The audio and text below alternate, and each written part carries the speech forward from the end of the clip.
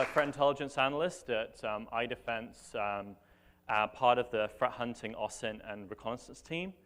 And we specialize in targeted attacks and underground research. So this is my first time here at SANS CTI, so please be gentle. But generally, we're going to be talking about what the role that underground intelligence plays within part of a threat intelligence program. And we're going to look at it through the context of a deep dive look at AlphaBay Market, which was until recently one of the largest criminal underground markets. So for background, I came into threat intel via quite an unorthodox route in that I don't have a technical background. I'm a massive tech geek, which is unsurprising in this venue. But I came at this from a war studies perspective. I originally studied under Thomas Rid, doing intelligence studies at grad school. And I'm really passionate about actually looking at organizations and how they function. So thinking about their culture, their networks, and what drives them, what are their incentive structures, and how does that help us determine their future behavior as adversaries. So I'm going to try and show how we can bring these aspects together with threat intel. So just as a baseline, so everyone knows what we're talking about when we're talking about underground intel. Underground intel is probably one of the oldest elements of threat intelligence in the sense that as long as there's always been underground criminal communities, there have been people trying to break into them. So some of you might have read Misha Glenny's book on the topic, Dark Markets, which is essentially talking about how the FBI infiltrated English and Russian language criminal communities in the 2000s. But yeah, this has been going on for quite a long time. And generally, you're using underground intelligence because you're trying to provide visibility into underground criminal activity and what are the actors actually planning there. What's their intent, what tool sets are they using, and what's their future development. And there's really three main aspects to underground intelligence, and they obviously interrelate and they feed into each other. So first of all, you have human intelligence. So that's directly it's engaging with actors directly, trying to develop sources. It's trying to actually infiltrate the communities in the first place, and then developing a persona through engaging these people. That's someone that they'll recognize over time. You're also conducting open source intelligence. So you could be using WHOIS data. You could be pulling social network data, or you could be looking into government records and trying to tie people, their digital identities to their real world identities. And then finally, you have classic cyber intelligence. So indicators of compromise, reverse engineering malware, and yeah, all of these things, they feed together, and they're trying to give you context to inform your defensive operations. So what are the pros and cons of underground intelligence? So here we're going to try and actually do some real talk as opposed to just vendor speak about what is the value of underground intelligence, because there is a lot of FUD about it. So first and foremost, you're using underground intelligence to try and get to know your community, to get to know the people who are targeting your organization. And this is primarily going to be done via the cyber criminal underground, the financially motivated actors, because in all honesty, there isn't a huge amount of underground activity surrounding cyber espionage. There are in certain communities in certain countries or certain regions, but generally it's overwhelmingly financially motivated cybercrime. And what you're trying to do is you're trying to identify the clusters of this activity and trying to find clusters of activity that are most relevant to your organization or your vertical. Now, ideally, what you want is to be able to identify activity at a relatively early stage.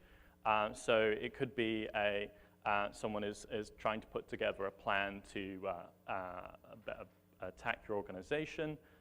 They are trying to obtain certain tools for it. And that's the ideal scenario when you're coming in right at the beginning and you're starting to see a plot evolve. But generally, a lot of what you see is the suboptimal outcome, which is actually we're seeing it right at the end, where we're seeing the threat to the organization in the form of someone selling or spinning off the results of their activity. So if you work in a financial and you've ever been part of a fraud investigation team, if you've ever spent any time on the cybercriminal underground, you're going to be seeing a hell of a lot of this stuff. It's people selling bank accounts, people selling credentials or fools or whatever. But generally, yeah, that's often the most highly visible aspect of underground intelligence. In terms of the the risk of underground intelligence, compared to other parts of threat intelligence, underground intelligence is fairly high risk in the sense that this is a community that knows that it's being infiltrated a lot of the time. It's not a secret anymore that Brian Krebs is hanging out in these places and has many Russian pseudonyms. There's a lot of journalists as well as Krebs. There's threat researchers, and there's law enforcement all over the place. So the people who form these communities know that they're infiltrated. You are part of their threat profile. So do not expect them to act, unless they're incredibly stupid, which some of them are, but generally do not expect them to act as if they don't know they're being watched. They know they're being watched most of the time. And actually, underground intelligence is really tricky because there is a huge amount of activity out there. There's thousands and thousands of these sources from different levels of, in terms of how easy they are to infiltrate or how easy they are to observe. That has a big lift organizationally and technically, so you need to develop a collection system to grab all that data and actually ingest it and make sense of it. Often there's big language gaps. So obviously everyone knows about how big the Russian underground is, but actually knowing Russian is just the start of it. There's a very sophisticated dialect within these communities that takes time to get to know. And of course there's the OPSEC requirements because you can't just go into this from your company's ASN. You can't just go in on a corporate machine. You have to build tooling that will let you get into these communities, and if the box is compromised, it doesn't come back to your organization. So this is generally why people go for underground intel. They go with vendors because you're essentially offsetting the risk to a vendor, and there's nothing wrong with that. It's just a question of how you use that, and are you realistic about the utility of that. So a good way of thinking about cybercriminality is think of it in terms of its operational cycle. So just this is similar in a way to thinking about the terrorist operational cycle, if any of you are from a counter-terrorism background. But generally, any normal criminal will have to go through these stages of thinking about what they actually want to do, how they're going to do it, what resources they need, and then actually going through and carrying out the operation, and then carrying out the exploitation at the end, and actually getting the financial gain from that attack. And generally what you see is the top two. So if you're lucky and you're observing underground activity, you can potentially see any part of this attack cycle. But realistically, you're most likely going to see the very beginning, the target selection, and the very end, the exploitation. So that's something that the vendor space has a problem with, is that it likes to sell to people the idea it's going to give you total visibility into attacker activity, and you're going to be able to see everything they're doing and everything they're talking about. Realistically, the actor's operational security and also just in terms of what they need from the underground will mean that you will not see that activity, and you're most likely going to see the very beginning and the very end. So now we talk about practical examples. So how should an organization actually operationalize underground intelligence? And this is going further than just simply ingesting underground data like a feed, because that's entirely the wrong way to use this. Underground intelligence is most valuable when you can interact with the operational cycle of the cybercriminals and then potentially mitigate that threat. So just say, for example, random example, you're a global hotel and resort operator, maybe like this one. And you're trying to identify clusters of TDPs within particular communities that could potentially harm your organization based on your threat profile. Then ingested through your underground feed or whatever your process is, you see a guy who claims to be an employee of your organization and he's offering insider access to the customer payment system for your company. Well, sorry, not for your company, but for an unspecified company. Obviously, that would be very interesting to you if you work on a threat intel team or if you're a part of an incident response team. And the value here is when you can actually reach out to that actor and try and work out, identify the threat. You know, what's the credibility of the threat? Does it relate to your organization? Does it relate to someone else's organization? And you can use you know, the three prongs. You can use the cyber intelligence of trying to see if you can, based on a conversation with the actor, can you actually isolate which machine has been compromised? Or are you able to use OSINT? Are you able to say if the actor, you manage to get them to provide a screenshot demonstrating their access because you're pretending like you're interested in buying it, then you can potentially geolocate the office that's been compromised based on the photo data. And you know, this is all very, very practical and can be done. So this is what the value of underground intelligence is actually about, identifying and mitigating a threat at the earliest stage you possibly can, rather than just observing something and noting it. So now we could talk about the fun stuff. So why are we talking about AlphaBay? Now, AlphaBay is a really interesting criminal market. It was originally founded in December 2014 by a guy called Alpha02, well, that was his handle. We now know that his real name was Alexandre Casas. He's a French-Canadian guy from Quebec province. And AlphaBay is very interesting because it wasn't just trying to be like any other marketplace. It was trying to do something different. It was trying to combine a Silk Road-style marketplace with a much wider nexus of criminal activity. So it was trying to plug in a quite sophisticated, very large, mostly English-speaking criminal community with this marketplace. And it was very successful in doing that. By around June of 2017, we saw there's about 190,000 registered members on the forum alone. And we took a look at AlphaBay and decided that this would be a great target for a strategic research project, a strategic underground intelligence collection. Because what we really wanted to understand was how the market worked and how did that relate to our customers. And it was really good fun. AlphaBay is actually a really interesting place to hang out. Who would have thought? It's, you know, it was a really good community to spend time in. You learned a huge amount about how the criminals actually operated, how they fought, what they were interested in. And we managed to complete the project and publish it on our platform about a day before it was taken down by law enforcement. So we got lucky. But generally, AlphaBay, it was split into these two components. So you had the primary marketplace, and the image is a little bit blurry, but on the left, you can see this is a search results for the malware section. So there was a specific malware subsection. Now, most Silk Road-style marketplaces do have malware, but AlphaBay was interesting and it had arguably the largest and most sophisticated offering of malware on any Tor-accessible marketplace. And in addition to that, it had the forum section, which was far busier and more lively and more sophisticated than any other forum section of any other marketplace. So what happened to AlphaBay is basically suddenly it just dropped off the radar. It went dead. The website stopped resolving. Absolutely no one knew what happened. And there was an effort by the community to try and reach out to the staff and find out what on earth has gone wrong. Have you disappeared with all our money? And the AlphaBay staff members were some of the junior staff members saying, "Don't worry, it's fine. We're just doing upgrades."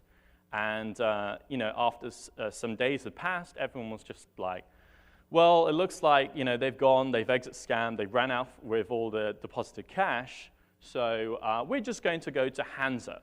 And Hansa was the second biggest market at the time and was pretty sophisticated in its own right as well. Now, what people didn't realize is that these people were being steered into a trap because Hansa was being operated as a honeypot by the Dutch National Police, who'd seized it about a month before. So as thousands of users started migrating from AlphaBay to Hansa, often in quite a rush, they were giving the Dutch National Police a huge amount of metadata on the users. So they were just sucking people up. And then on July 20th of 2017, in a joint conference, the Dutch and FBI snapped the trap shut, announced that the whole market, both markets had been seized, and it sent absolute shock through the community that this had happened. The idea of one marketplace going down, well, everyone, that's the game, that's how this goes. But two marketplaces at the same time in a coordinated operation, no one thought the police were that smart. So, and how do we actually get to that place? Well, it turns out that while Casas and his crew had run a pretty tight shop, it was a pretty sophisticated marketplace in terms of its operational security as well, they'd also made a pretty crucial mistake at a very early stage of setting up the marketplace. So Casas had actually sent out a welcome to AlphaBay registration email, and buried in the headers of that registration email, it had the email address pimpalex_91@hotmail.com. So once the FBI saw that, I think it was about 2 years later they found that, there was collective head slapping all around. And the whole business started to untangle. They managed to locate his server farm in Canada, in his hometown, which, again, pretty disappointing. And when they raided his house in Thailand, he was living in Thailand at that point, they actually found everything laid out in plain text on his computer, absolutely everything. The crown jewels, all the wallet, all the keys, everything. And just for future recommendations, if anyone here is thinking about running a marketplace in the future, I wouldn't recommend having a personal net worth document stretching out all your assets around the world on the same computer that you run your criminal marketplace. Pro tip. But do you know who did exactly the same thing? Dread Pirate Roberts. He did exactly the same thing. The Silk Road founder did exactly the same thing. I can't even. I just don't understand. So what does AlphaBay actually tell us about underground intel and why underground intel is useful? So what we found was that that AlphaBay gave us a huge amount of visibility into the actual operational planning of a big network of cybercriminal operators in the English language who tended to be within the kind of low skill. In English, we would call them like barrow boys. So people who are just trying to find any kind of job they can to make a bit of cash, to people who are like marginally sophisticated, or they're fairly specialized in certain areas of physical fraud. But there was also a pretty strong relationship between AlphaBay and the Russian underground community as well. So AlphaBay was actually acting as a bridge between these two communities. And that was a deliberate decision by the operators of the market, who were actually pretty sophisticated cyber criminals in their own right. Again, this is something that distinguishes AlphaBay from some of the other markets, in that AlphaBay was run by a cadre of really sophisticated cyber criminals, people who had years of experience, and they knew exactly what they were doing. And further evidence of the sophistication is their financial model, which actually that we found significant evidence to suggest that AlphaBay was more than just a marketplace. It was actually a multi-tier financial scam involving cryptocurrency manipulation. We're going to be talking about that in a bit more detail. So this phrase, I think, really helps encapsulate what the scene of AlphaBay was like, in that it felt like Reddit, but it was for criminals. So it was highly social. It was full of people just talking absolute nonsense most of the time, coming up with the most ridiculous ideas on how to make money. I remember seeing one guy asking for help, someone to come and chop down his neighbor's tree because he didn't want to be caught doing it. Just totally bonkers stuff like that. But generally, you had a really wide selection of people with different skill sets, all trying to find each other and then potentially make some money out of that partnership. So you had people like the insiders. So there was quite a lot of people offering insider services to banks or retailers, saying, I can hook you up, get past the fraud protection systems. And you also had people who were offering, they could set you up a fraudulent company, like a front company, to launder stolen money through. You had people who specialized in business email compromise. Really wide skill set. And obviously, a lot of them were idiots. But still, a significant contingent were good. Now, an example of the kind of tactical output that you got from these kinds of interactions, and just by getting to know the community there and interacting with them. So we were actually contacted by a criminal gang in the south of, they were based in the south of Europe. And what they were a physical criminal gang, like a regular good old-fashioned criminal gang. And what they were looking for in AlphaBay was someone that could hook them up with some malware. So they had physical access to several companies' internal networks. We think that they may have been contractors, or they had people in as contractors within the companies. What they were trying to do is find someone who could provide malware for them that then they could install into those networks using their insider access, and then they can exfil the data out, sell it, and profit would be split with the specialist who could provide them with the malware. So, pretty interesting stuff. And based on this interaction, we were able to speak with the actors and get to know them, and and pin down what they were trying to do. Then we're able to pass that intelligence off to the companies who are actually being targeted.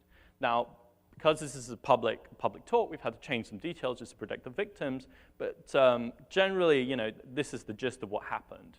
And that's the point, is that it's going beyond just simply, if we simply reported that we'd seen some people looking to buy malware, that wouldn't be very interesting. It's all the steps beyond that of actually reaching out and connecting with the actors, working out what they want, that gives you the killer piece.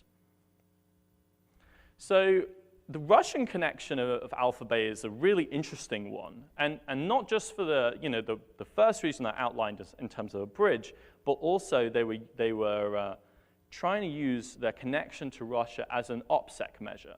So I'll explain a bit how that worked. So first of all, they would tell people that the sale of Russian personal data and financial data was banned on the market, that you couldn't sell it on the market. And also, they regularly reached out to people on the Russian underground saying, this is a great place to hawk to English speakers. And we actually saw direct evidence of them reaching out on some top-tier Russian underground forums saying, come to AlphaBay, this is a really good place to sell, in both English and Russian. But something doesn't make sense here, because we know now that Casas was based in Canada, or at least his infrastructure was, and he lived in Thailand. So why were they trying to ban the sale of Russian data? That's a common characteristic of a lot of Russian underground forums. So what we think they were actually trying to do is pose as that they were based in Russia, that were trying to essentially mislead people that they were based in Russia.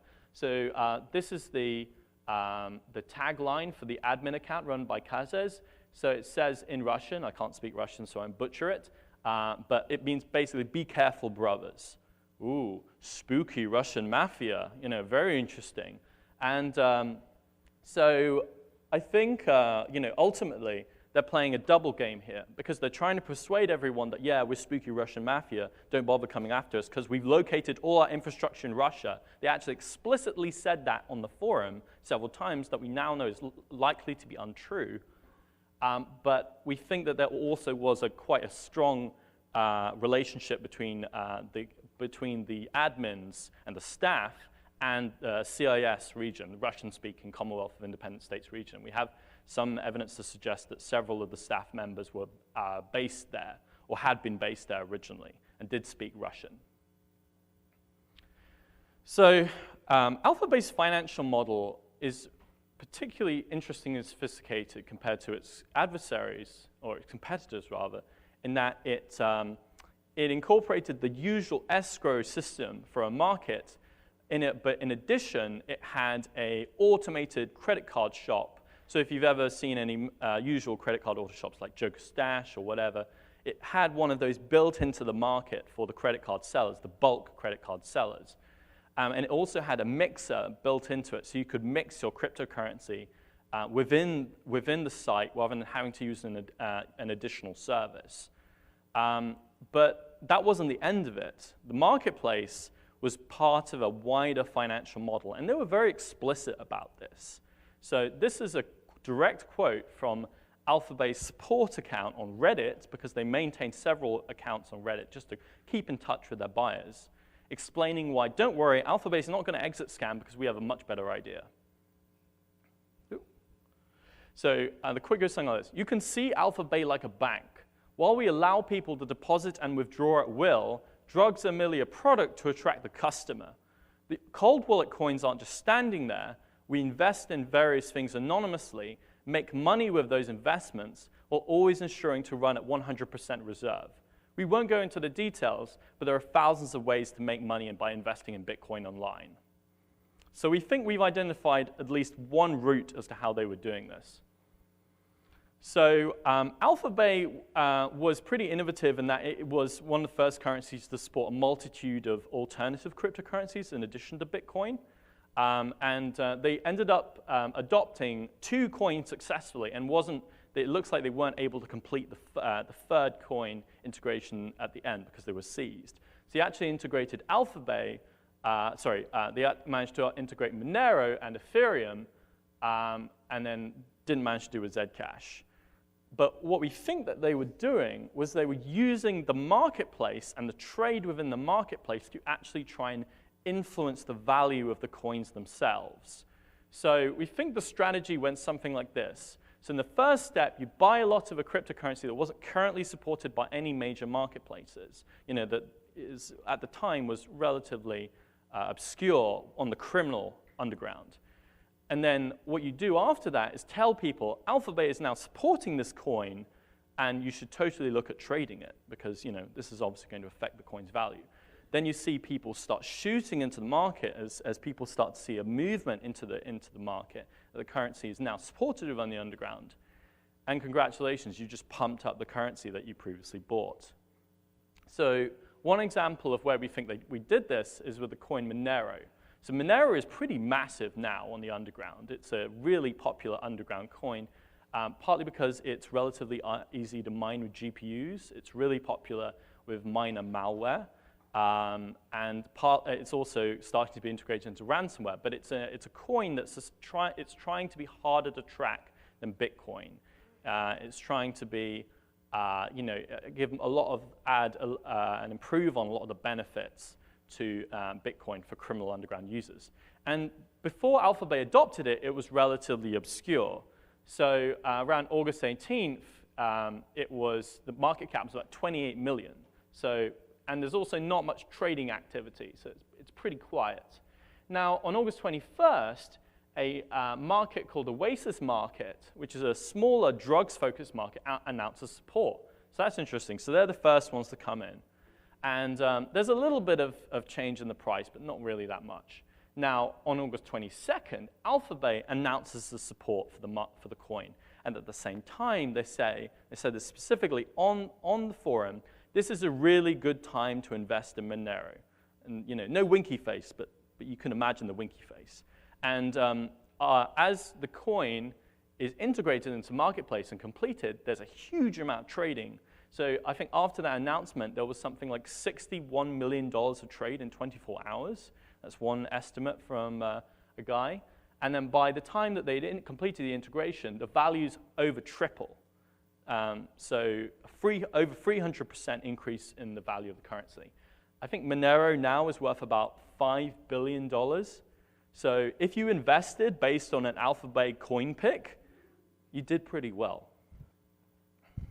And this is, if you spent any time on AlphaBay, you might recognize this guy's distinctive turn of phrase and unique voice. But this is as someone who was quite a prominent member on the forum, and he called this out at the time. This was at the time of the Zcash integration.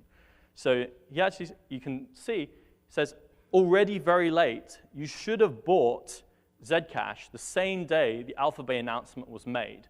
There is no excuse not to buy 5 figures worth of any crypto that AlphaBay announces it will accept. They announce it will accept dildos. You buy yourself a truckload of dildos. It doesn't matter if it's stupid or disagree with the currency's mission. AlphaBay is nothing short of insider trading and price manipulation. So at least I'm not the only one saying it. And this is actually an asset forfeiture notice that was released when AlphaBay when Casas was indicted and AlphaBay was shut down. So this is just Casas' personal holdings. So this is not associated with wallet infrastructure for AlphaBay. So just on his personal wallets, he had 1,605 Bitcoin, 8,309 Ethereum, 3,691 Zcash, and an unknown number of Monero. They weren't able to work out how much Monero you actually had. I don't know if that's an advertisement of the currency or not. Make your mind up. But suggests that there is some evidence that he was engaging in personal trading of the same currencies the marketplace was supporting. And this is the rough valuation as of Sunday now of how much that is worth. So he did all right. He did pretty well. So what does AlphaBay actually tell us about underground intelligence? Is that if you spend time in these communities, get to know these communities, you can learn a huge amount about the intent of cybercriminals and the development of their techniques, tactics, and procedures. So it's a powerful capability, but it's a limited capability because you will never see all of it. You'll only ever see a partial picture. It's something that should be incorporated into any mature threat intelligence program. And there's no shame about using a vendor. You know, this is something that's tricky and it's hard to scale. But fundamentally, you know, my message here is to try and go out there and get to know your community. Get to know the cyber criminals that you identify as likely to target your vertical or likely to target your organization. And that will really help inform your threat profile and potentially help resolve an incident. So thanks very much. And if you have any questions, hit me up.